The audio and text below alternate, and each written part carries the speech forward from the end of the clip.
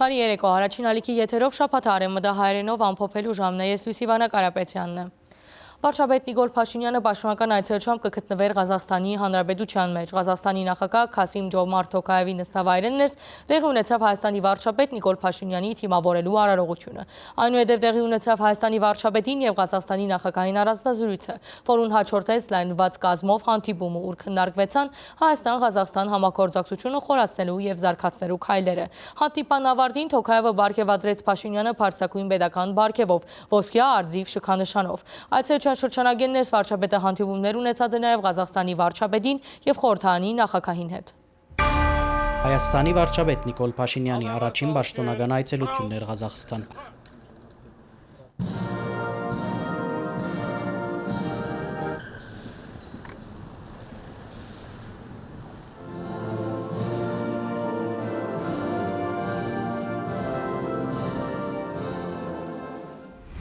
Առանձնազրույց, ընդլայնված գազմով հանդիպում, Մաշտոցի անվան փողոցի բացում, բարգեւադրում, բազմաթիվ փաստաթուղթերը ուստորագրում եւ հարաբերությունները ռազմավարական մագարտակի բարձրացնելու մասին հայտարարություններ։ Ղազախստանի նախագահը այս այցելությունը պատմական որակած է, նշելով, որ ադոր ընթացքին կանտրատարնան բոլոր նպատակներուն։ Հայաստանի վարչապետի գնահատմամբ երկու երկրներու հարաբերություններու այս նոր շրջափուլը բացվեցավ անցյալ տարի Ղազախստանի նախագահի Հայաստան կատարած պաշտոնական այցելության արդյունքով։ Հայաստանը Ղազախստանի համար առանցքային գործընկեր է, արևդրային եւ տնտեսական գաբերու համար։ Այսօր Հայաստանը դարձած է Ղազախ ժողովրդին համար շատ սիրելի զբոսաշրջային ուղղություն։ Մեր փոխադարձ համագործակցությունը սերտ է, թե տարածաշրջանային թե միջազգային հարթակներու վրա։ Մեր համագործակցությունը թե արևդրատնտեսական, թե մշակութամարտահրավերական, թե գրթական ոլորտներեն ներս էաբես եւ շարունակաբար կզարգանա։ Ես կուզեմ ընդգծել, որ մեր միջպետական հարաբերությունները առանձնահատուկ են եւ մենք ունենք մեր համագործակցությունը բազմակողմանիորեն զարգացնելու մեծ հնարավորություններ։ Ղազախստանի նախագահի հետ առիթ ունեցանք քննարկելու նաեւ գործընկերների ներկայությամբ մեր հարաբերությունների հետագա զարգացման հիմնական ուղղությունները եւ կարծում եմ, որ նաեւ տարածաշրջանում տեղի ունեցող փոփոխությունները նոր հնարավորություններ են բացում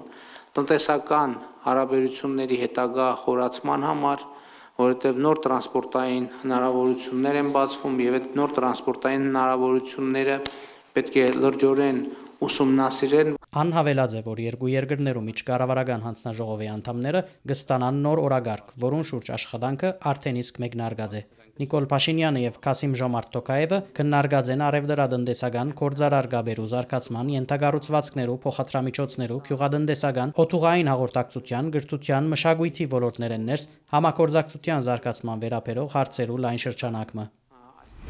Անցյալ տարի Ղազախստանեն արտահանումը Հայաստան գերազանցած է 350 միլիոն դոլարը։ Մենք ալ հարգավ կուզենք աջակցել Հայաստանի տնտեսության եւ համաձայնած ենք հստակ քայլեր ձեռնարկելու, որ իրականացնենք ներդրումային համատեղ ծրագիրներ, հստակ քայլեր ձեռնարկենք, որբեսի ընդլայնին եւ բարելավին գործարար համայնքներու միջև հարաբերությունները։ Զրուցակիցները կարևորած են տարածաշրջանային հաղորդակցության ուղիներու աբաշրջափակումը, ինչ որ նոր աստակ պիտի հաղորդե տարածաշրջանային հարաբերություններու զարգացման ու ընդլայնման։ Այդ առումով երկրներու առաջնորդները կարևորած են երկաթուղիով Ղազախստանեն Հայաստան ծորենի ներգրման փաստը եւ հույս հայտնած են, որ այդ գործընթացը պիտի լա շարունակական։ Այդ առումով Փաշինյանն ու Թոկայևը կարևոր համարած են թրիփ եւ խաղաղության խաչմերուկ նախագծերու կյանքի գոչումը։ Ղազախստանի նախագահը միաժամանակ ընդգծած է վարչապետ Փաշինյանի անձնական չանքերը տարածաշրջանեն ներս խաղաղության եւ գայունության հաստատման գործի մեջ, հավելելով, որ իր երկիրը հետեւողականորեն գաճակցի Հայաստանի եւ Ադրբեջանի միջև հարաբերություններու ղեկավարման։ Նոր աշխարհակահաղական իրավիճակը հարավային Կովկասի մեջ հնարավորություն կստեղծե, որբեսի ամրապնդվի երկկողմանի տարածաշրջանային համագործակցությունը, նշած է Թոկայևը։ Ղազախստանը կաճակցի Հայաստանի Հանրապետության նախաձեռնության խաղաղության խաչմերուկ նախագծին, եւ մենք նաեւ կընդգծենք, որ հետաքրքրված ենք մասնակցելու թրիփ խաղաղության եւ փառքավաճման միջազգային Թրամփի ուղի նախագծին։ Այսպիսի նախագծերը հյուսիս-հարավ նախագիծը, ինչպես նաեւ միջին միջանցքի նախագիծը կհամապատասխանեն երկու երկրներու շահերուն։ Հետևաբար փոխադրամիջոցային համագործակցությունը մեծ հնարավորություններ պիտի փանա երկու երկրներուն համար։ Մենք այսօր արդեն աշխատում ենք, ինչպես ասացի, Trip Route նախագծի վրա, որը կարծում եմ էականորեն մեծացնելու է նաև Հայաստանի եւ Ղազախստանի միջև երկկողմ տնտեսական գործակցության հնարավորությունները, ինչպես նաև մեծացնելու է թե Հայաստանի, թե Ղազախստանի արտահանման պոտենցիալը Հայաստանի դեպքում դեպի արևելք, Ղազախստանի դեպքում դեպի արևմուտք, եւ մենք իհարկե շատ ուրախ ենք, որ Ղազախստանը բարձրագույն մակարդակով հետաքրքրություն է ցուցաբերում այս նախագծի նկատմամբ։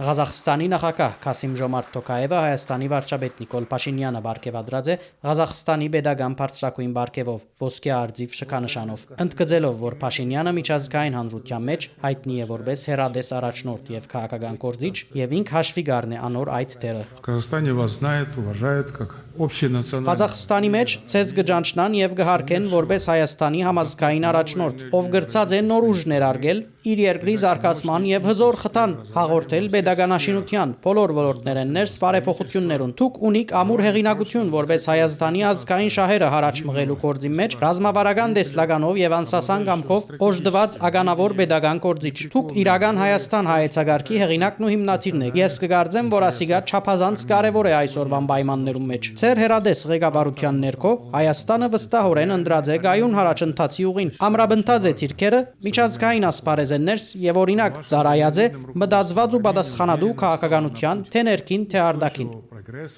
Փաշինյանը մեծ բադիվ համարած է եղբայրական Ղազախստանի բարձրակույն այս բարգեւին արժանանալը, հատկապես երբ այդ որոշումը գայացուցած ու բարգեւը հանձնած է Թոկաևի նման փորձառու pedagogan քաղաքական կորձիչն ու Տիվանակեդը, որ շոշափելի ներդրում ունեցած է ժամանակագից միջազգային քաղաքականության մեջ։ Այս բարգեւը պիտի նպաստի ոչ միայն մեր երկկողմանի հարաբերություններուն, այլև մեր տարածաշրջանի եւ մեր ավելի լայն տարածաշրջանի հետագա զարգացման։ Ես արդեն ասած եմ, թե որքան կգնահատեմ ձեր անձնական աջակցությունը Հայաստանի եւ Ադրբեջանի միջև խաղաղության գործընթացի մեջ։ Դուք շատ հետաքրքրված եղած եք եւ կշարունակեք հետաքրքրված լալ մեր տարածաշրջաններս երկարաժամկետ գայունության հաստատմամբ։ Ղազախստանը մեզ է համար ունի շատ կարեւոր ոչ միայն գործնական, այլև խորհրդանշական նշանակություն արտաքին եւ տարածաշրջանային քաղաքականության առումով, քանի որ մեր արտաքին եւ տարածաշրջանային հարաբերություններում մեջ մենք կհենինք Ալմա-Աթայի հռչակագրին վրա, որպես մեր արտաքին հարաբերություններու քաղաքապարախոսության հիմք։ Եվ իթեպ Ալմա-Աթայի հռչակագիրը նույնպես շատ կարեւոր է իրական Հայաստանի քաղաքապարախոսության համար։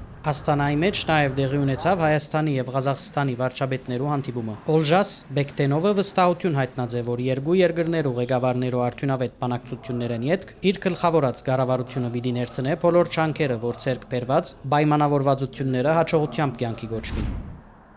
Հայաստանի եւ Ղազախստանի խորհրդարաններու նախագահներու հանդիպման ժամանակ ընդգծված է, որ աշխուժ համագործակցություն կա ոչ միայն կառավարություններու, այլև խորհրդարաններու մակարդակով։ Նիկոլ Փաշինյանն ու Երլան Քոշանովը անդրադարձած են տարածաշրջանային խնդիրներուն։ Անոնք համոզմունք հայտնած են, որ Հայաստանի եւ Ադրբեջանի միջև խաղաղության հաստատումը նոր հնարավորություններ պիտի ստեղծի տարածաշրջանեն ներս համագործակցության, զարգացման ու արևդրատնտեսական գաբերու խթանման համար։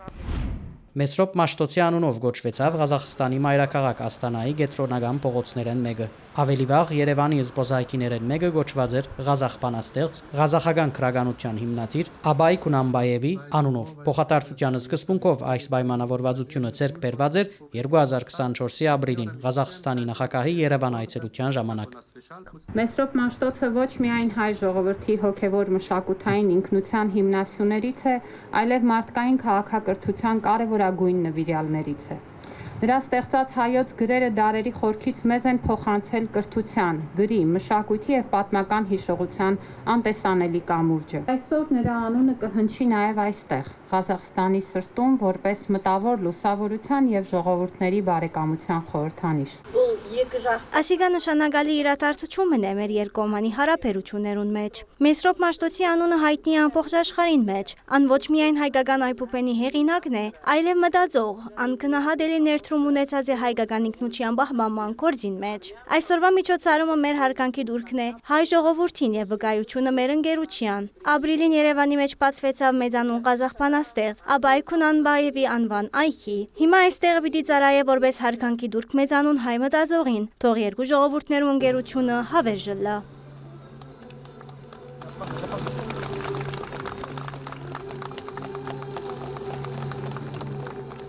Վարչապետ Նիկոլ Փաշինյանը Աստանայի մեջ այցելած է նաև Ղազախստանի ազգային տանկարան ու նվիրած է առաջին երկրորդ տարերու Արչագերբ քինի մատուցելու անոթ, որում բնօրինակը կգտնվի Հայաստանի պատմության տանկարանի մեջ։ Հայաստանի վարչապետի պաշտոնական այցելությունը Ղազախստան Երգորիա էր նոյեմբեր 20-ին 21։ Փաշինյանը Թոկայևը pedagogan այցելությամբ հրավիրած է Հայաստան, վերջինս ընդունած է զայն։ Վրաստան պաշտոնական այցելությամբ մեկնած Հայաստանի նախագահ Վահագն Խաչատուրյանը եւ Վրաստանի նախագահ Միխայել Կավիրաշվիլին քննարկած են երկկողմանի ռազմավարական գործընկերության ընդարձակման հերանեկարները, տնտեսական կապեր, փոխադրամիջոցային եւ ուժանյութային նախագծեր, ներառյալ տարանցիկ հնարավորությունները եղած են խորհրդակցություններ ու գիզագետը։ Խաչատուրյանը ներկայացուցած է Վաշինգտոնի մեջ Հայաստանի ու Ադրբեջանի միջև նախաստորագրված խաղաղության համաձայնագրին արդյունքները, ընդգծելով, որ դարաշրջանային հաղորդակցության ապաշրջափակումը Հարավային Կովկասը դարձնե արդյունավետ տարանցիկ հանգույց։ Կավելաշվիլին ողջունած է այդ քայլը որպես տարածաշրջանի մեջ կայունության հաստատման համար կարևոր իրադարձություն։ Շոտա Ռուստավելի միջազգային օդագայան է ներս Հայաստանի նախագահը դիմավորեց Վրաստանի արտաքին գործոց նախարար Մակա Բոջորեշվիլին։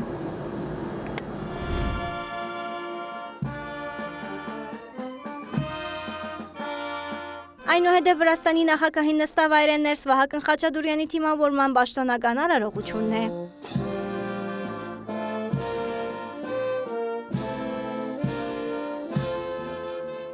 Հաջորդիվ նախագահներ Վահագն Խաչատուրյանի եւ Միխայել Քավելաշվիի առանձնազրույցն ու ընդլայնված կազմով հանդիպումը պատվիրակություններու մասնակցությամբ։ Հանդիպման ընթացքին քննարկված են ռազմավարական գործընկերության շրջանագեններս Հայաստանի եւ Վրաստանի փոխգործակցության զարգացման ընթացիկ շարժընթացը եւ անոր հետագա խորացման ուղղությունները։ Նախագահները հատուկ ուշադրություն դարձուցած են տնտեսական կապերու ընդլայնման, փոխադրամիջոցային եւ հաղորդակցական կապերու զարգացման, զբոսաշրջության, ուժանյութի, գործարար միջավայրի, ներդրումներու ինչպես նաև գրթական մշակութային եւ երիտասարդական ծրագիրներու շրջանագեններ համատեղ նախագիծերու հարաճ խաղացման ուղղված նախաձեռնություններուն։ Խաչատուրյանը կարևորած է 2026 թվականին Հայաստանի մեջ իրականացվելիք COP17 համաժողովին եւ Եվրոպական քաղաքական համայնքի 8-րդ քաղաքականաժողովին Վրաստանի մասնակցությունը։ Քննարկված են նաև տարածաշրջանային զարգացումները։ Հայաստանի եւ Վրաստանի նախագահները հանդիպումները ամփոփած են զանգվածային լրատվման միջոցներու ներկայացուցիչներուն համար հայտարարություններով։ Վերջին շրջանի բարձր եւ բարձրագույն մակարդակի փոխայցելությունների եւ երկկողմ շփումների հաջողականությունը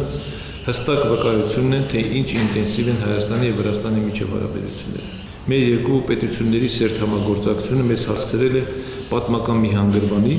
երբ մենք մեր համագործակցությունը բարձրացրել ենք ռազմավարական գործընկերության մակարդակի։ Նախագահ Խաչատուրյանը գործընկերություն ներկայացուցած է օգոստոս 8-ին Վաշինգտոնի մեջ կայացած երկկողմանի հանդիպման արդյունքները եւ տարածաշրջանային ենթակառուցվածքներու ապաշրջափակման արդյունքով ընձեռնվելիք տնտեսական հնարավորությունները։ Գործընթացը լիովին համահունչ է Հայաստանի կառավարության կողմից ներկայացված խաղաղության խաչմերու նախագծի տեսլականին։ Վերստին ընդգծեցի, որ Հայաստանի համար գերակայություն է տարածաշրջանում խաղաղության եւ փոխկապակցվածության ինստիտուցիոնալացումը, հիմնված ինքնիշխանության, իրավազորության, հավասարության եւ փոխադարձության հիմնարար սկզբունքների վրա։ Վստահ ենք Հայաստանի եւ Ադրբեջանի միջև հաստատվող երկարատև խաղաղությունը եւ կայունությունը, ինչպես նաեւ տարածաշրջանում տրանսպորտային եւ հաղորդակցման ուղիների լիարժեք ապաշրջափակումը,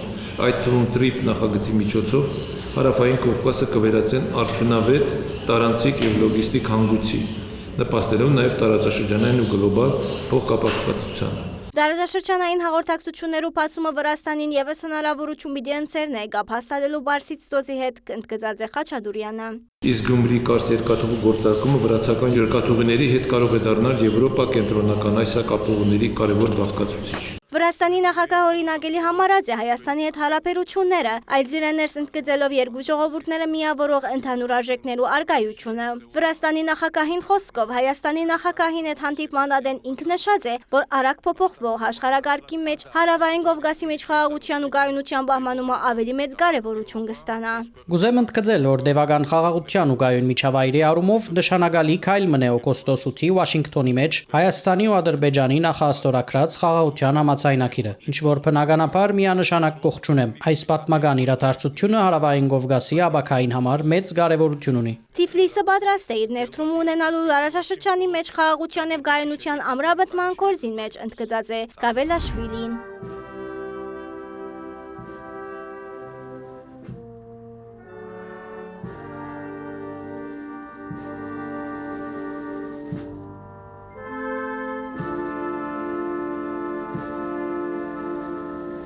Նախագահ Խաչատուրյանը այցելած է նաև Թիֆլիսի հերոսներու հրաբարակ, հարկանքի դուրք մատուցելու հավերժական գրագին առջև։ Կառավարությունը շաբթվան նիստին ավելի քան 1 միլիարդ դրամ հատկացուց 20 համայնքներու մեջ 24 ծրագիրներու տրամական օժանդակության համար։ Նիստին ընթացքին ընդունվեցավ նաև ընկերային կարևոր փոփոխությունը։ 2026-ի սեպտեմբերի 1-ին սկսյալ երեխայի ծննդյան միանվագ նպաստը բոլոր ընտանիքներուն համար պիտի սահմանվի 500,000 դրամ։ Մեկ ուրիշ որոշմամբ 2026-ի ապրիլին պետության կողմէ դրամադրվող բոլոր նպաստներն ու կենսաթոշակները պիտի փոխանցվին անգանխիկ եղանակով։ Գործադիր իշխանությունը այս շաբթվան կառավարության նիստին որոշեց 1 միլիարդ 59 միլիոն դրամ հատկացնել ծրագիրներու տրամական օժանդակության համար։ Ադիգա գվերապերի 20 համայնքներու մեջ 24 ծրագիրներու տրամական օժանդակության։ Ներկայացուց դարածքային կառավարման եւ ենթագարույցներու նախարարը։ Միաժամանակ ուզում եմ նշել, որ հաստատմամբ արդեն 2025 թվականի պետական բյուջեից պետական մասի համաֆինանսավորման թիվը կկազմի 17 միլիարդ 52 միլիոն դրամ։ Վարչապետը հետաքրքրվեցավ ճանապարհաշինութենեն։ Խուդացյան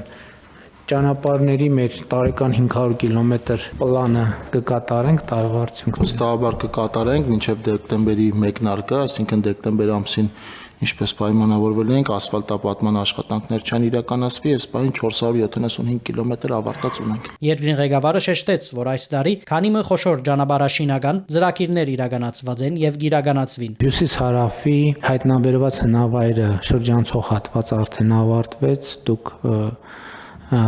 շահգործման հանձնվեց ամիսներ առաջ։ Հիմա մեր հերթում երկու խոշոր ճանապարհներ են, որոնք ավարտվել են կամ ավարտական փուլում են։ Մեկը Թթուջուր Նավուր ավտոճանապարհներ, այնտեղ խնդիրներ կային, այս տարի էր, որ մենք Գառնանը այցելեցինք եւ շինարարի հետ պայմանավորվեցինք, ես իմացա, որ աշխատանքները ավարտված են եւ ավարտվում է Գանձաքար-Իծաքար ճանապարհը, որը Բերդ եւ Իջևան խոշորացված համայնքներն է միացնում իրար։ Թթուջուրն որ ամբողջությամբ ավարտված է, կահավորված է, Գանձաքար-Իծաքարը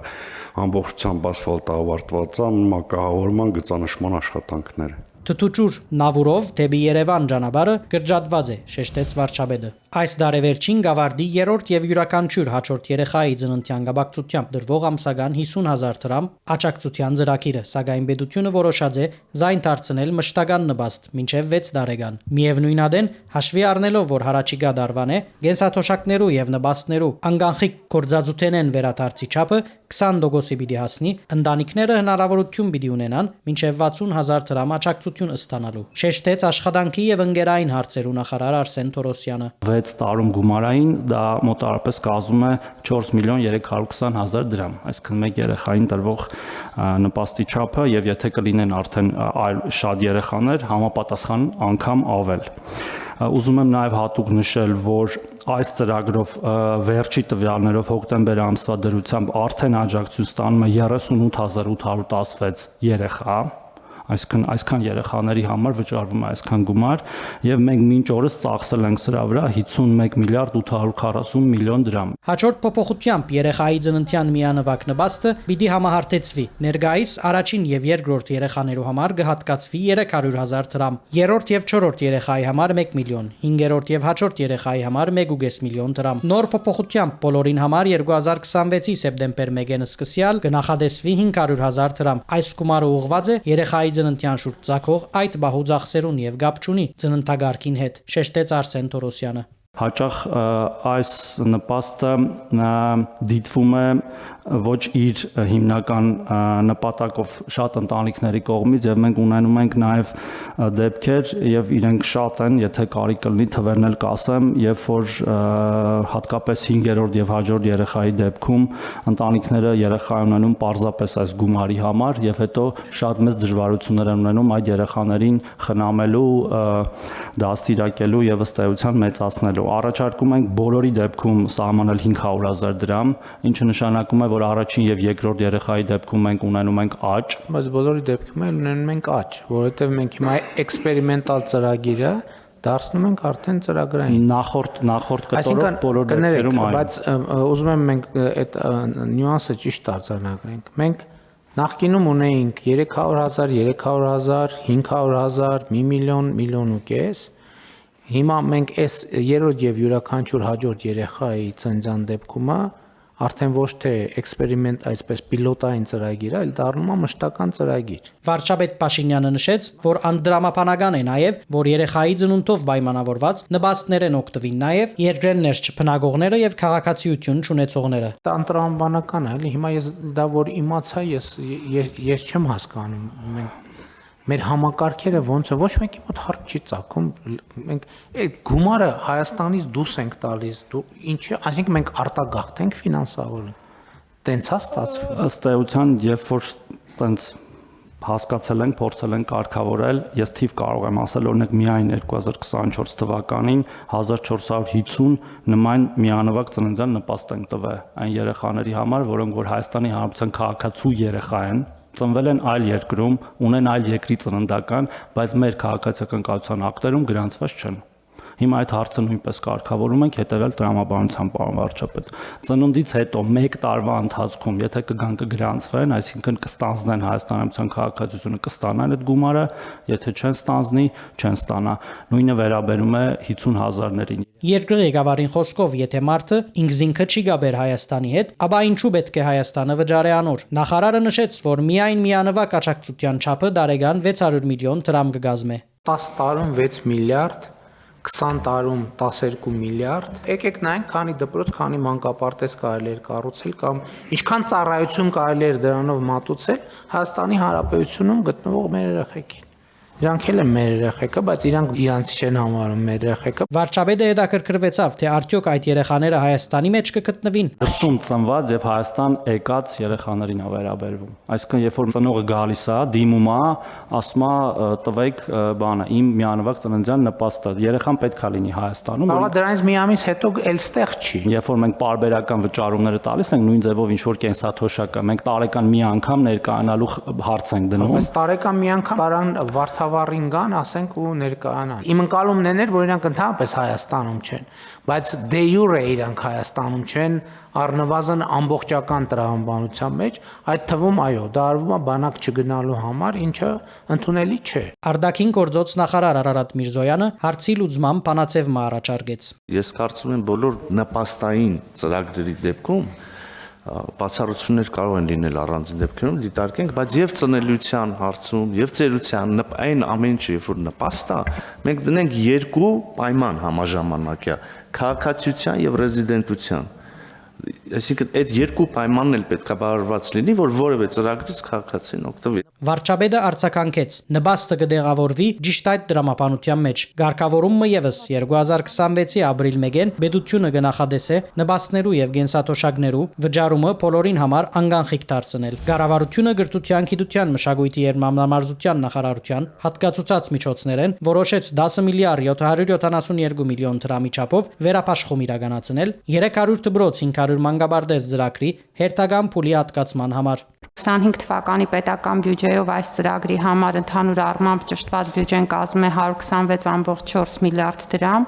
Արդեն աշխատանքները ավարտել ենք 60 դպրոցներում, որոնցից 35-ը կառուցված են, 25-ը նորոգված եւ 235 նախադպրոցական հաստատություններում։ Մինչեւ տարեվերջ պլանավորում ենք շահագործման հանձնել եւս 50 դպրոց, որից 8-ը կառուցվող, 42-ը նորոգվող։ Մինչեւ 26 թվականի սեպտեմբերի 1-ը եւս 151 դպրոց, 49 կառուցվող 102 դպրոցը նորոգվող եւ 26 թվականի դեկտեմբերի 31-ի դրությամբ եւս 47 կառուցվող դպրոց, ինչը նշանակում է, որ 26 թվականի դեկտեմբերի 31-ի դրությամբ պատրաստ կլինեն ընդհանուր թվով 308 դպրոցներ, որից 139 կառուցված եւ 169 կապիտալ նորոգված։ Նիկոլ Փաշինյանը ուշադրություն հրավիրեց այն փաստին վրա, որ սահմանված 300 դպրոցի շինարարությունները ավարտած կամ ընթացքի մեջ են եւ հիմա արդեն երկրորդ 300-ը կսկսին, որոնց մոտ 50-ի շինարարական աշխատանքները մեկնարկած են։ Գաջի դրամամիջոցներու դրամատրումը, արակացած են շինարարության թափերը։ Վարչապետը շեշտեց մանգաբարդեզը եւ դպրոցը պետք է հասանելի լան Հայաստանի բոլոր երեխաներուն համար, սակայն կփախին իրավիճակներու, երբ որոշ բնակավայրերու մեջ դպրոցի կամ գրթահամալիրի համար բավարար թիվով երեխաներ չկան։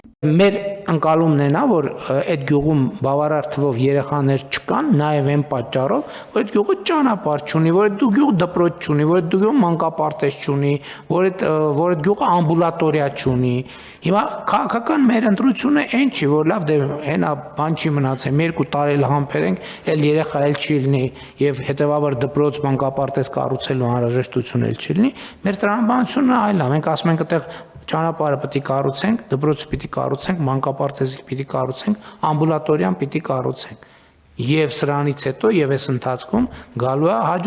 հաջորդ նրբությունը, որ մենք հաշվարկելու ենք եւ քվոտաներ ենք սահմանելու 16 միլիոնի ծրագրերով, այնպես ինչպես վարվեցինք Վայոց-Ձորի Գոմք բնակավայրում, որպեսզի մենք լրացուցիչ խթաններ ստեղծենք, որպեսզի մարդիկ գնան բնակվեն այնտեղ։ Գործադիր իշխանությունը հարցերեմ մեկով Արմեն Զադուրյանը հաստատեց Վանաձորի Պետական համալսարանի համալսարանաբեդի պաշտոնին։ Վարչապետ Նիկոլ Փաշինյանը լրագրողներու հետ ջեբազույցի ընթացքին հերքած է Ամերիկայի Միացյալ Նահանգներու պետական քարտուղարի դեղագալին հետ հանդիպման վերաբերյալ տարածված լուրերը, հաստատելով, որ քերիներու հարցը քննարկված է եւ կմնա ուշադրության կենտրոնը։ Փաշինյանը վերահաստատած է, որ Հայաստանի տարածքով անցնող հաղորդակցություններու միակ պաշտոնական անվանումը խաղաղության խաչմերուկ է, իսկ Ամերիկայի հետ համաձայնեցված է Թրամփի ուղի, որևէ այլ եզրույթ Հայաստանը չընդունիր։ Դարբեր հարթակներով դեղեցություն տարածվեցավ, թե Հայաստանի արտաքին գործոց նախարար Արարատ Միրզոյանը Ամերիկայի Միացյալ Նահանգներու պետական քարտուղարի դեղագալ Էլիսոն Հուքերի հետ հանդիպման ընթացքին մերժած է Ադրբեջանի մեջ բահվող քերիներու վերադարձի հարցով զբաղելու անոր պաշտոնական առաջարկը։ Նախարարը ասաց է, թե իբր Հայաստանը ինքնուրույն կրնա այդ խնդիրը լուծել։ Վարչապետին հետ ջեբազրույցի ընթացքին տարածված այս լուրերը մեկնաբանել խնդրեց լրագրողներեն մեկը։ Փաշինյանը ասավ Ամերիկայի Միացյալ Նահանգներու պետական քարտուղարի նույն դեղագալի հետ ինք եւս հանդիպած է եւ հadoop անդրադարձ կդարած է հարցին։ Արձանագրած է, որ նախագահ Թրամփը նաեւ հրաբարակային խոսած է խնդրով զբաղելու իր հանձնառության մասին։ Ես ներկայացրել եմ, թե մենք երկկողմ մակարդակում ինչ ենք անում այդ խնդրի հետ կապված եւ Միացյալ Նահանգների պետքարտուղարի տեղակալին խնդրել եմ տեղեկություն տալ, թե Միացյալ Նահանգների կողմից ինչ ջանքեր են գործադրվում այդ ուղղությամբ եւ խնդրել եմ շարունակել այդ հարցը պահել ուշադրության կենտրոնում։ Խորհրդարանի 2026-ի ընտրութենեն առաջ փորձագետները կհազանգեն դեղեկատվական պատերազմի ահագնացող միտումներու մասին, ինչ քայլեր կցերնարգվին Հայաստանի ներքին կյանքին վրա արտաքին այս ազդեցությունը չեզոքացնելու համար։ Վարչապետը նախ Ադրբեջանի մեջ բահվող անձերու հարցին վերաբերյալ դարածվող նույն գեղձ լուրերուն օրինակը բերավ, երբ կքննարկվի բամը, իսկ որպես հավաստի դեղեցություն կքրարվի ու կդարածվի ճիշտ հագարակը։ Որնա մեր գործիքը հիբրիդային այդ սպառնալիքների դեմ պայքարելու, մեր գործիքը թափանցիկությունն է, ժողովրդավարությունն է եւ ակտիվ հաղորդակցությունը հանրության հետ։ Այսպես կոչված Զանգեզուրի միջանցք եզրույթը կշարունակե գիրառվել։ Այս անգամալ Թուրքիո արտաքին գործոց նախարարի կողմէ։ Խնդրին անդրադառնալով լրագրողը նաև շեշտեց, որ Հական Ֆիդանը ըսած է խոսքը Հայաստանի տարածքի մասին է, որուն շահարուն Ադրբեջանն է։ Վարչապետը վերահաստատեց ավելի վաղ ըսածը Հայաստանի տարածքով անցնող հաղորդակցություններու անունները կրնա որոշել միայն Հայաստանը։ Եվ մենք ասել ենք, որ Հայաստանի Հանրապետությունով բացի մեր ասածից ուրիշ անունով կոմունիկացիա գոյություն չունի։ Հայաստանում կա խաղաղության խաչմերուկ եւ զուգահեռաբար նաեւ Վաշինգտոնի հռչակագրի ստորագրված արդյունքում կա Trip-Route նախագիծը։ Մնացած ցանկացած այլ տերմինաբանություն վերաբերելի չէ Հայաստանի Հանրապետությանը։ Մենք այդ ենք ասում։ Մի անգամ ասել եմ եւ այդ ասածը անընդհատ ուժի մեջ է, որ դա չի կարող այն տերմինաբանությունը, որը մենք չենք ընդունել, մենք չենք սահմանել կամ մենք չենք համաձայնվել, դա չի կարող վերաբերելի լինել Հայաստանի Հանրապետության, եթե որևէ մեկը այլ տրամաբանությամբ է օգտագործում, դա վերաբերելի չէ Հայաստանի Հանրապետությանը։ Որոշ տնտեսավարողներ ու տնտեսակետներ հայտարարած են, թե վարչապետը Դարեմուդին ընթരാճ Պետական Եկամուտներու Կոմիտեի նախագահեն պահանջած է ապահովել ոչ միայն ընթացիկ դարվան հարգային մուտքերը, այլև փակել 2024-ի բագասուրտը։ Ու հիմա հարգային ճնշումները սկսած է։ Վարչապետը արձանագրեց. բագասուրտ չկա, հետևաբար զայն լրացնելու հարցալ չկա, սակայն խնդիր մը գա գարձեստե։ Անշեշտեց, որ Պետական մարմիններուն իր հանձնարարականը հետևյալն է։ Պետք է լինի տնտեսվարող, որը հիմք ունենա, օբյեկտիվ հիմք ունենա ասելու, որ պետք է իրենից մի լումա ավել գումար է վերցրել, քան պետք է վերցներ օրենքով նախատեսված կարգով։ Եվ սա շատ հստակ է։ Բայց Փաշինյանը տնտեսավարողներեն նամակները ստացած է։ Այդ սկզբունքը խախտվելու մասին փոխվարչապետ Տիգրան Խաչատրյանին հանձնարարած է հանդիպիլ նամակներու հեղինակներուն ու պատկան մարմիններու ներկայացուցիչներուն հետ եւ բարձել։ Իրոք կան անարդարություններ, իրոք մենք ինչ-որ մի սխալ բան ենք անում մեր տնտեսվարողների նկատմամբ, իհարկե չուզենալով, որովհետև մենք դա չենք ուզում, որովհետև մենք ահռելի հարգանք եւ պատկառանք ունենք մեր բոլոր հարկ վճարողների նկատմամբ եւ ես առիթը բաց չեմ թողում նրանց շնորհակալություն հայտնել աշխատելու, արդյունք ստեղծելու եւ օրենքով սահմանված հարկերը վճարելու համար։ Բոլոր այն դեպքերում, երբ որ կարտանագրվի, որ մենք անարդար մի լումա գումար ենք վերցրել որևէ մեկից, մենք այդ գումարները վերադարձնելու ձևերը կգտնենք։ Բայց եթե պակաս վճարում ա եղել, այդ պակաս վճարումներ պետք է լրացվի։ Չպետք է նաև Հայաստանում լինի հարկային պարտավորություններից խուսափելու որևէ մեխանիզմ եւ պրակտիկա։ Իշխանություն ընդդիմություն չթատրող մեղադրանքներու 2026-ի ընդրութենեն առաջ հնարավոր արձագանման մասին հարցին պատասխանելով վարչապետը շեշտեց, որ չի գնարլալ արձագադում։ Միևնույն ադեն անվստահ է նախորդ շրջանի քաղաքական վերնախավի բոլոր այն ներկայացուցիչները, որոնք Հայաստանը առաջնորդած են դեպի թագարտ եւ բահած են թագարտի մեջ, նույն 2026-ի ընդրության արդյունքով պետք է դուրս մղվին քաղաքական դաշտեն։ Երկրի ղեկավարը ըսավ քաղաքացիներուն հետ շփումներու ժամանակ կտեսնե, որ անոնք հոգնած են նախկիններու ներկաներ բանավեճեն, որոնք իթեպ հաջող դուրս կուքան քաղաքական բարեգրտության սահմաններեն։ Քաղաքացիական պայմանագիր գուսակցության են ներս կքննարկեն, որ Հայաստանի մեջ քաղաքական կյանքի բնականon օրինաչափություններ պետք է հաստատվին ու հայհոյախոսության են պետք է հրաժարիլ։ Հիմա դուք կասեք, որ ես էլ եմ այդ գործով զբաղվել, ճիշտ կասեք, դրա համար էլ ես Կիրակի օրերը գնում եմ եւ խորանի առաջ ծնկի եմ գալիս եւ իմ մեղքերի համար թողություն եմ խնդրում։ Վարչապետը մեկնաբանեց նաեւ Վաղարշաբադի ավականի ընդրութենեն յետք իր քրարումը, որում մեջ անգսեր ծեր ընդրությամբ կարևոր լիցք դվիկ մեր սրբություն սրբոցը Մայրաթոր Սուրբ Էջմիածինը Կդրիչ Ներսիսյանեն ազատելու գործընթացին։ Նիկոլ Փաշինյանը խոսեցավ նաեւ սպասվող հոգեվոր հավաքին եւ հոգեվոր նորոգման գործընթացի մասին։ Վաղարշաբաթում քաղաքացիական պայմանագիր կուսակցությունը եւ նրա տեխնացուն հաղթել են եւ ցանկացած քաղաքական տենց իրադարձություն լիցք է տալիս հենց վաղարշաբաթում նույնպես Էջմիածնում նույնպես։ Այսինքն հենց ինչ որ գրել է այդ նկատի ունեի։ Հա ինչ վերաբերվում է Մայրաթորը ազատագրելու գործընթացին, գիտեք շատ տարբեր մեկնաբանություններ կան դրա հետ կապված, բայց այս դեպքն էլ է նա, որ էլի նոր կտակարանի ձևակերպումը շատ պատեհ է, որ ես հաճախ եմ օգտագործում, պիտի նայեք եւ պիտի չտեսնեք։ Մայրաթորի ազատագրման գործընթացը սկսել է, ընթանում է եւ անխուսափելիորեն հասնելու է տեղ։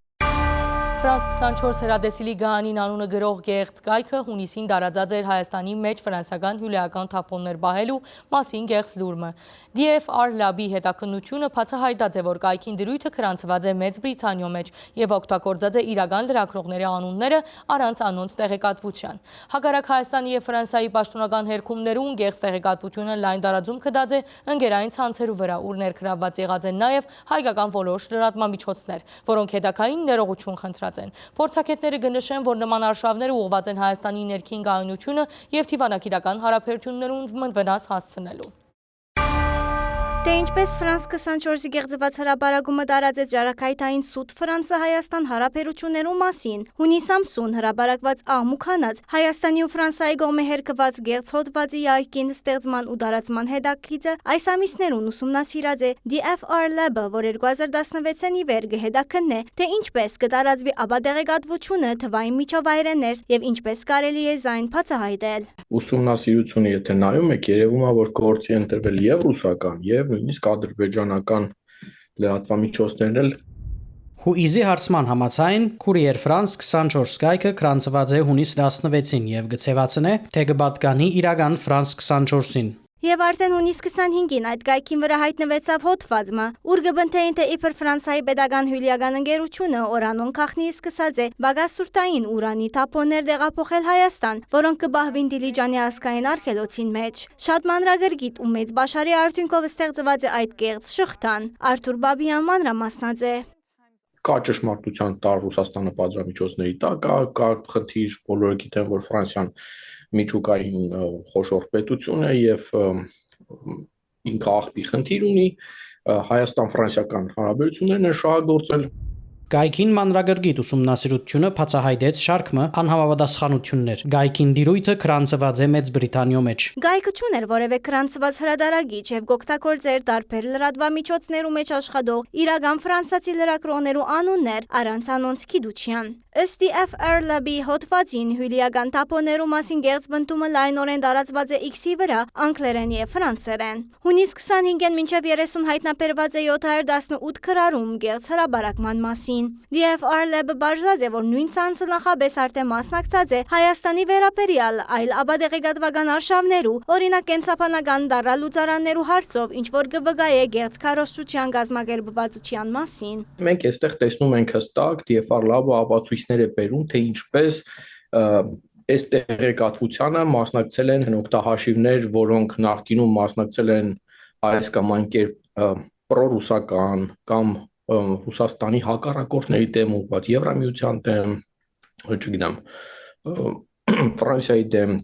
ուղղված տարբեր այսպիսի արշավների։ Այս բարակային Հայաստանը հարակարձականքած էր գեղձ լուրին, Նիկոլ Փաշինյանը անցավ նաև շրջակա միջավայրի նախարարությունը հերկեցին գեղձ լուրը։ Պաստերով հերկած էր նաև France 24-ը, բայց ադիկա չի նշանակեր, որ լսողներ, հավատացողներ չեն եղած։ Ելեմուդի նախկին նախարարը պատմած է։ Մարդիկ գալիս են, ասում են, շատ կիրթ մարդիկ, որ մեծ ներդրում ունեն Հայաստանի։ Ասում են, ինչ սարսափելի բան է, տեսնում ես, այ ֆրանսիացիներին կողում ես։ Իրենց միջուկային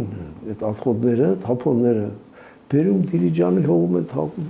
եւ տեսնում ես ինչ Հայաստան են սպասում։ Ասում դուք դեկատների ոնց ես հատում։ Տեսեք հատուկ ինչ ռոպագանդա է գնում հակաֆրանսիական։ Որպեսզի մարդիկ հիասթափվեն, ասեն չէ, դե տեսես ինչեր են անում ոս։ Այդ մարդը այնքան շնորհակալ եղավ ինձ, վայ ինչ լավ է ասացի։ Ասում մտածի ոնց կարող է Հայաստանը դες բան թողնի իր տարածքում։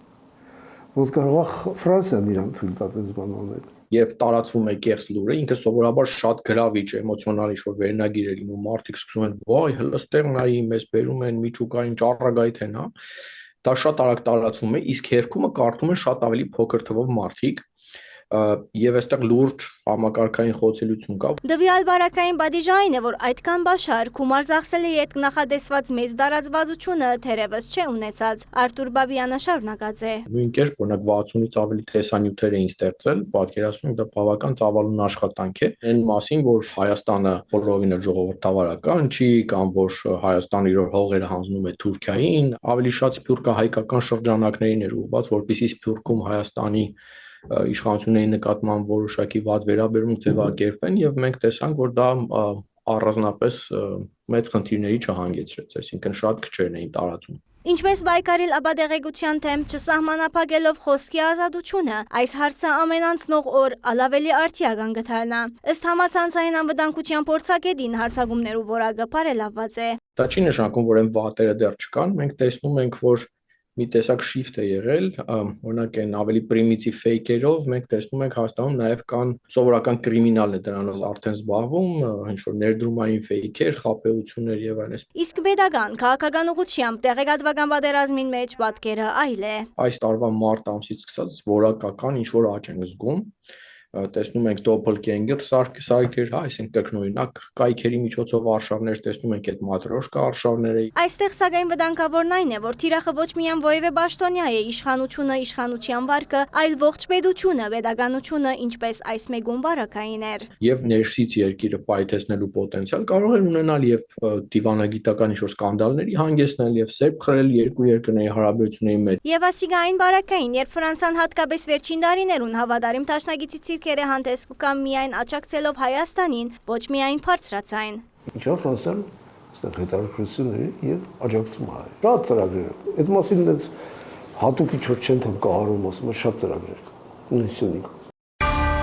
Մարտի 1-ի կորձով Եվրոպական թադարանին վճիրը կարևոր աստակ մթարցած է Հայաստանի մեջ գործընթացները աշխուժացնելու համար։ Եվրոպական թադարանը սեպտեմբեր 18-ին արձանագրած էր, որ Հայաստանի իշխանությունը խախտած է զոհվածներու կյանքի իրավունքը եւ չէ ապահոված արդարացի քննություն։ 600 հատոր է փաղկացած բազմաթրվակ քրեական կորձին նախաքննությունը հանձնարարված է Փդածության թեմ պայքարի եւ քննչական կոմիտեներու համատեղ խումբին։ Գլխավոր թադախազությունը հայտնած է, որ Հարաճիգային թադարանի մեջ պիտի ներկայացվին Ռոբերտ Քոչարյանի եւ մյուսներու փոփոխված մեղադրանքները։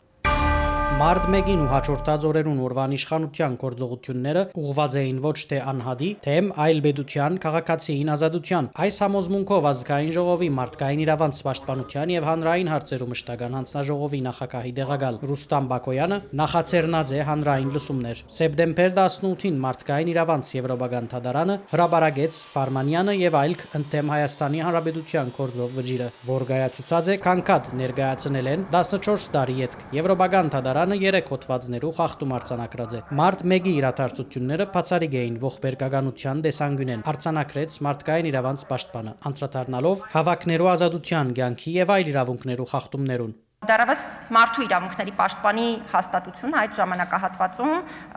բավականին լուրջ հարցադրումներ է ներկայացրել պետական իշխանությանը հրապարակային եղանակով հենց 2008 թվականին եւ ուզում եմ նաեւ արձանագրել որպես այս պահին գործող մարդու իրավունքների պաշտպան, որ իրավունքների հետ կապված նշված հարցադրումների պատասխաններն առկա չեն ու հենց այս իրավունքների խախտումների մասին հենց այդ ձևաչափով կարելի է բնականաբար խոսել նաեւ այս համատեքստում։ Եվրոպական դատանը հստակ արձանագրել է, որ կոնկրետ փաստաթղթեր են եղել, որոնք պետությունը չի ներկայացրել եւ առհասարակ չի ներկայացրել հիմնավորումներ, թե ինչու այդ փաստաթղթերը Եվրոպական դատանում չեն ներկայացվել։ Հիշեցնեմ, որ դատանը գործը կոմունիկացրել է 2015 թվականի սեպտեմբերի 1-ին եւ նույն պահանջը փաստաթղթերը ներկայացրել է 2016 թվականի մայիսի 18-ին, այսինքն պետության կողմից փաստաթղթեր ներկայացնելու գործողությունները այս գործի շրջանակներում ավարտվել են 2016 թվականին եւ դրանից հետո պահանջ չի ներկայացվել։ Մարդկային իրավանց Եվրոպական թադարանի վճիրը ուժի մեջ պիտի մտնե երամսյա ժամկետի մեջ։ Ըստ այդմ պետությունը պիտի բardավորվի 3 ամսվան մեջ 9 թիմումնադուներ են յուրաքանչյուրին վճարել 30,000 եվրո որպես ոչ նյութական վնասի փոխհատուցում եւ 35,000 եվրո որպես գրած ծախսերու հատուցում։ Անգեզատ պիտի բardավորվի 6 ամսյա ժամկետի մեջ ներկայացնել գործողություններու ծրագիր եւ հաշվետվություն դեղեկացնելով խախտումներու ուղղությամբ ցերնարգված կամ աբակային ցերնարգվելիք գործողություններու մասին։ Փդածության թեմ պայքարի կոմիտեի նախագահը ներկայացուց կորձի քննության ընթացքը գազմված են զարայողական քննության գեղձ նյութեր, մարդական փամփուշտներով գրագոցներ արձակած զինված ուժերու ներկայացուցիչները չեն հարցաքննված, անոնց գործողություններում որևէ քնահատական չէ դրված, քանի որ քննությունը սկիզբեն ի վեր գրագոցներու արձակումը վերակրած է ոստիկանության զորքերու առանցին զինվորական զարայողներու, ինչ որ ըստ Նահաբեդյանի իրականության չի համապատասխաներ։ Այս մասով կատարվում են համապատասխան ապացուցողական եւ բարոյթային այլ գործողություններ, գործընթացի հետ առնչություն ունեցած պաշտոնատար անձանց արարքներին իրավական գնահատական տալու համար։ Դատարանը KS-23 տեսակի հատուկ միջոցից արձակված Չերյոմուխայի 7 գազային նռնակից սպանված 3 անձանց մասով արձանագրել է, որ հատուկ միջոցներն ակնհայտորեն պատշաճ չեն կիրառվել հաշվի առնելով վնասվածքների ծանրությունն ու տեղակայումը։ Փորձակնություններով բարձված է, որ Քոր Քալարյանի, Դիկրան Խաչատրյանի եւ Արմեն Ֆարմանյանի մարմիններեն դուրս բերված Չերյոմուխայոթը գազային նռնագի փեգորներուն վրա արգա գրակման հետքերը բիդանի չեն զենքի ըստույք նույնականացման համար։ Այդ պատճառով չէ բարձված, թե ստույք որ զենք են արձակված գրագոցեն մահացած են այդ անձերը, հայտնեց Նահաբեդյանը։ Ան նաեւ նշեց նռնագի նույնականացում կատարելու հնարավորություն ընձեռող սարքավորումներ ձեռք բերելու եւ փորձակնություններ անցնելու նպատակով քննության ընթացքին բարբերաբար դեղեկատվության բահանջներ ուղարկված են նաև արտասահմանյան փորձագիտական կենտրոններուն, սակայն աբարթյուն։ Ոչ մի պատշաճ քայլ չի ձեռնարկվել 3 զոհերի մարմիններից հանված փամփուշտները դրանք արձակած զենքերի հետ համադրելու համար կամ թե ինչ է պատահել նրանց, ովքեր սպանվել են չվերականգնված փամփուշտներից կամ անհայտ առարկայից։ Այս կապակցությամբ հարկ է նշել, որ քրեական վարույթով հիմնավորվել է, որ 2008 թվականի մարտի 1-ին եւ 2-ին Երևան քաղաքում տեղի ունեցած իրադարձությունների ժամանակ զինված ուժերի ապօրինի մասնակցության հանգամանքը թաքցնելու նպատակով Հայաստանի Հանրապետության բարձրաստիճան պաշտոնատար անձանց կազմակերպմամբ քրեական վարույթով նախաքննություն իրականացնող քննչական խմբի առանձին անդամներ եւ ոստիկանության պաշտոնատար անձինք փոխել են դեպքի վայրի զինությամբ հայտնաբերված եւ փորձաքննության օբյեկտ հանդիսացող կրակված պարկուշները, ինչպես նաեւ կազմել եւ քրեական գործին կցել են իրականությանը չհամապատասխանող տեղեկություններ պարունակող դատավարական փաստաթղթեր, թաքցրել կատարված հանցագործության դեպքերը։ Վարույթը իրականացնող մարմինը ներկայիս նույնպես զրկված է համապատասխան փորձաքննություններու միջոցով բարձելու, թե հայտնաբերված 1000-ը ավելի բարգուճները որ զենքեր են գրակված են, քանի որ բազմաթիվ ինքնացիքեր խոդանված են։ Հարցեր հնչեցին նաև գործողություններուն բանակի մասնակցության 0038 հրամանի մասին։ Գաղտնի հրամանի կազմման դրանում առնչություն ունեցող անձանց մասով իրականացվել է եւ ներկայում նույնպես իրականացվում է բազմակողմանի եւ լրիվ քննություն։ Քրեական վարույթով հիմնավորվել է վաճառաբացներ ձեռքբերվել են, որ բանակը մասնակցություն ունեցել է մարտի 1-յան իրադարձություններից, սակայն նախաքննության շահից ելնելով թույլ տվեք չկոնկրետացնեմ, թե որտեղից որ զորամասից եղել են արդյոք դիպուկահարներ, թե ոչ, եւ եթե եղել են իրենց անձը բացահայտված է, ովքեր են եղել եւ ինչ ազգության են եղել։ Դիպուկահարների մասով այո նախաքննությամբ ունենք նմանատիպ տվյալներ, ունենք տվյալներ նաեւ առանց տարբերանշանների համապատասխան համազգեստներով անձանց մասնակցություն այդ գործողություններին։ Մարդ 1-ի վերաբերյալ քրեական վարույթը չի գտնվիր քննչական կոմիտեի վարույթի մեջ, բայց գլխավոր թադախազի հանձնարարությամբ ձևավորված քննչական խումբի մեջ ներգրավված են դեղեկացուց Արթուր Բողոսյանը։ Հանցագործության նոր դեպք ենք բացահայտել ըստ էության, որը որ մեր գնահատմամբ կարող է դրան տրվել նախնական իրավական գնահատական, այս մասով մենք ակտիվ գործողություններ ենք կատարել։ Նշեմ, որ այս մասով քննչական կոմիտեի կողմից քննության արդյունքում նաև այս դրվագը կարող է ազդել նաև ես նշեցի մյուս անձանց մասով արարքների քրեիրավական որակման վրա։ 2025 թվականի օգոստոս 11-ին գլխավոր թադախազությունը Պտածության թեմ պայքարի թադարան ներկայացուցած է հայցաթիմում ընդդեմ Ռոբերտ Քոչարյանի, Արմեն Գևորգյանի, Սեյրան Օհանյանի եւ Յուրի Խաչատուրովի Հայաստանի Հանրապետության կողմէ հատուցված 670 միլիոն դրամը որպես հետադարձ պահանջ համաբարդության ղարկով բռնականցելու պահանջի մասին գործի քննության ամբողջ ընթացքը ներկայացնելով հայտնեց Աննա Վարդապետյանը։ Հետադարձ պահանջի չափը հաշվարկված է հիմք ընդունելով ազգային ժողովի 2019 թվականին ընդունած օրենքը։ Գլխավոր թադախազությունը նաև ներկայացուցած է հայցի ապահովման միջոց գիրառելու վերաբերյալ միջնորդություն, խնդրելով հայցակինի 670 միլիոն դրամի չափով արգելանք տնել նշված անձերուն պատկանող խույքերուն վրա։ Սա նշանակում է, որ հայցապահանջի չափով նշված անձանցից համապարտության կարգով բռնագանձման ենթակա գումարը սառեցվել է։ Նաև կցանկանամ նշել, որ ոչ դիտավորյալ, բայց կարծես թե այդպես է ստացվել, որ նույն օրը 2025 թվականի օգոստոսի 11-ին գլխավոր դատախազի, այսինքն իմ որոշմամբ, վերացվել է 2008 թվականի մարտի 1-ի դրությամբ ոստիկանության պետի տեղակալի պաշտոնը զբաղեցրած Սաշա Աֆյանի նկատմամբ քրեական հետապնդում դադարեցնելու մասին 2020 թվականի հունվարի 30-ի որոշումը։ Սաշա Աֆյանին մեղսակրված եղած է արարքը, որ որպես վատ վերապրմունքի դրսևորում հավասարեցված է խոշտանկման։ Ադորմով պայմանավորված անոր նկատմամբ հարուցված քրեական հետապնդումը չէր գնար դատարեցվիլ վաղեմության ժամկետներ գիրառելու օրենսդրական արգելքի պատճառով, հայտնեց թադախազուհին։ Արդյոք հետաքննած եք, թե ովքեր հրամաններ տված են Աֆյանին եւ այլոց, հարցուղեցին Թահլիջեն։ Հանրությունը հնարավորություն չունի ցանոթանալու մեղադրանքին։ Գլխավոր թադախազնալ չի գնար զայն ներկայացնել ազգային ժողովեն ներս, հայտնեց Վարդապետյանը, նշելով առաջիկային Ռոբերտ Քոչարյանի եւ մյուսներու փոփոխված մեղադրանքը պիտի ներկայացվի դատարանի մեջ։ Վարդապետյանը խոսեցավ նախկին պաշտոնյաներու մասին, որոնք ընդգրկված են քրեական գործի մեջ, բայց կգտնվին Ռուսիո մեջ, ունին քաղաքացիություն, իսկ այդ երկիրը կհրաժարի իր քաղաքացիները արդահանցնել է։ Երկու անձի մասով էլ քննչական խմբի ղեկավարի եւ Կոստանյան Գևորգի մասով մեր ունեցած տվյալներով այդ անձին գտնվում են Ռուսաստանի Դաշնությունում։ Ռուսաստանի Դաշնության հետ մենք աշխատում ենք բազմակողմ պայմանագրի շրջանակում, այս պահին դա Քիշնևի կոնվենցիան է, բայց այս պահին չունենք ռուսական կողմից համաձայնություն այս անձանց արտահանձնելու, թեև նշեմ, որ դատախազությունը կրկին առաջիկայում հանձնման միջնորդություն է ուղարկելու Ռուսաստանի Դաշնություն, խնդրելով նորից դիտարկել նախկինում մերժված հանձնումը։ Դուժող կողմը ինչպես նախաքննություն իրականացնող, այնպես էլ մեղադրանքը պաշտպանող մարմիններուն հետ գործակցության ընթացքին բազմաթիվ այլ հարցեր արդյունավետ քննարկման առարգատ ցուցած է 2018-ի ետք հայտնեց զոհերու իրավահաջորդներու ներկայացուցիչ Դիկրան Եգորյանը 2008-2018 թվականներուն դուժողներու եւ վարույթ իրականացնող մարմնի միջև հաղորդակցություն չի եղած։ Ջանասիրության արդյունքում մենք ունեցանք դատարան ուղարկված ընդդեմ Քոչարյանն ու մյուսների գործը։ Բայց դրանից հետո մենք սկսեցինք նորից ունենալ ձախողումներ եւ տապալումներ, դրանից հետո նորից խզվեց մեր կապը ինչպես դատախազության, այնպես էլ նախաքննության մարմնի հետ եւ մինչեւ օրս չի վերականգնվել։ Ես լսեցի տեղեկություններ մեր գործընկերներից, որ իրականացվել է օրինակ A, B, C որոշումների վերանայում, վերացում դատախազի կողմից եւ այլն։ Դրանց մասին մենք առաջին անգամ լսեցինք այսօր այստեղ, մի ժամ առաջ, որովհետեւ մենք որպես տուժող կողմ եւ ես որպես տուժող կողմի ներկայացուցիչ ընդհանրապես դրանց վերաբերյալ չենք հաղորդակցում։ 2008-ից անցել է 17.5 տարի եւ մենք ունենք այդ որոշումը։ Ես ափսոսում եմ, որ Միեդի որոշումը կայացրեց Միեդը։ Այդ որոշումը պետք է կայացներ Հայաստանի Հանրապետությունը։ Ռոբերտ Քոչյանը ճիշտ հիշատակեցիք։ Փետրվարի 23-ին կարծեմ, որ Մոսկվայից գալուց մի անգամից հավաքել էր ուժայիններին եւ հաթաթա երթվել, ուժայինները մի քիչ վախեցել էին։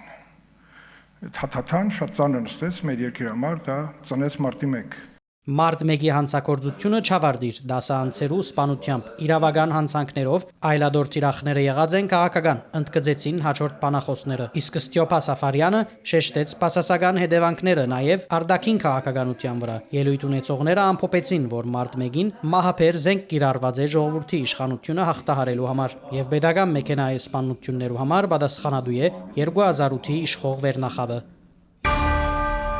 Հայաստանի էլեկտրական ցանցերու ընկերությունը զրկվեցավ Վարդոնակրեն։ Ասիկա հանրային ծառայությունները ղեկավարող հանձնաժողովի որոշումն է։ Հանձնաժողովի նախագահը տեղեկացուցած է, որ հարաճիգա 3 ամսվան մեջ պետությունը սեփականադիրոջ հետ պիտի սկսի փանակցիլ գույքին սեփականությունը փոխանցելու շուրջ։ Եթե համաձայնության չկան, ապա պետությունը զայն կրնա հայտարարել քերագաշա։ Վարույթի նյութերը պիտի չարթվին, փաստերու հարցի մեջ ցես խափած են։ Հանրային ծառայությունները ղեկավարող հանձնաժողովի նիստին նաև ելույթներու փուլին շարունակեց բնթել Հայաստանի էլեկտրական ցանցերու ընկերության նախկին տնօրենը, իրենց վերակրվող չարաշահումները գետար-գետ հերքելով եւ հանձնաժողովը մեղադրելով մգաներու ցուցմունքը այդպես ալ չջստելու մեջ։ Գոգորտնիկ պիտի մնա Սավան ճշտաբահության գոչ կուղեմ դեղեն արձականգեց ընկերության ժամանակավոր կառավարիչը։ Ես խնդրում եմ զեկուցողին զերծ մնալ որակումներից, քաղաքական գնահատականներից։ Եթե կառավարիչի եւ հանձնաժողովի աշխատակազմը իրենց թույլ են տալիս նյութերու մեջ մեզ սարքել հանցագործ, սխալ թվեր գրել, բարիս բուն իմաստով, հետո իրենց էլ հերքում են, ասում են, դե քաղաքական անձնական է, չգիտեմ, ինչ ուզում գրում ենք եւ այլն, այդ ամենը չի համարվում վիրավորանք, ես ընդհանրապես որ ասում եմ սուտ եւ կեղծ տեղեկություն համարվեց վիրավորանք։ Պարոն Մազինյան, նիստի վարման ընթացքին է վերաբերվում, նիստում հնչեցված գնահատականներին է։ Վարույթում կարելի է հնչեցնել դες գնահատականներ։ Վարույթում որևէ մեկը ձեզ հանցագործ չի։ Եթե վարույթի մեջ գրվածին չափ խախտում գրծած են անել, ուրեմն ոչ թե իրենք, այլ հանձնաժողովն է մեղավորը, որ անկորդության մատնված է։ Խնդրին ուրիշ կողմ է մոտեցավ Դավիթ Ղազինյանը։ Եթե մենք կարողացել ենք առաջ այդպես անընդհատ խափել հանձնաժողովին, կանելով հեծը չպետք է փոխվի, հանձնաժողովը պետք է փոխվի։ Դաշիր ընկերության իրավապանական անձնագազմը վարույթի նյութերը ամբողջությամբ որակեց ոչ իրավաչափ։ Անդրադարձան նաև տարածքային կառավարման եւ ենթակառուցվածքներու նախարարության կողմէ վերջերս ընդունված օրենքին, որմով խստացված է Արտոնաքրեն զրկելու հարցը։ Հիմա փոխել են այդ դրույթը, ասել են, երբ որ լիցենզիան դադարեցնում ենք, այդ դեպքում միակ հետևանքը այն է, որ դրանից հետո 3 ամսվա ընթացքում կառավարության հետ համաձայնությամբ պետք է սեփականատերը հեծի ամեն ժամանակ լիցենզավորված այդ այլ անձի օտարի ընկերությունը կամ եթե չօտարեց կառավարությունը վերցնի այս ընկերությունը ձեռք բերի հանրային գերակա որպես շահով։ Սեփականության իրավունքի պաշտպանության սահմանադրության հոդվածը անգամ եւս ներկայացնել է ետք փաստաբան Օրբելյանը, հետո չսեք չէին կիդերսելով հանձնաժողովին փոխանցեց նաեւ Ստոկհոլմի իրավարար դատարանի որոշումը ծերնբահ մնալ արտոնակիրը թատրեցնել է։ Առաջարկեցին կգարժել վարույթը կամ ուրիշ ավելի մեղմ բադիժ նախադեսել։ Հայաստանի էլեկտրական ցանցեր ընկերության խումբին շուրջ 3 ժամ դեված ելույթներն իդ եզրափակիչ զեկույցի հերթը հանձնաժողովին էր։ Ելույթի դրամապանությունը գազմված մեղադրանքները շարունակած է մնալ ուժի մեջ, որուն համարալ որպես բադիժ կպահանջեն։ Որպես պատասխանատվության իրավել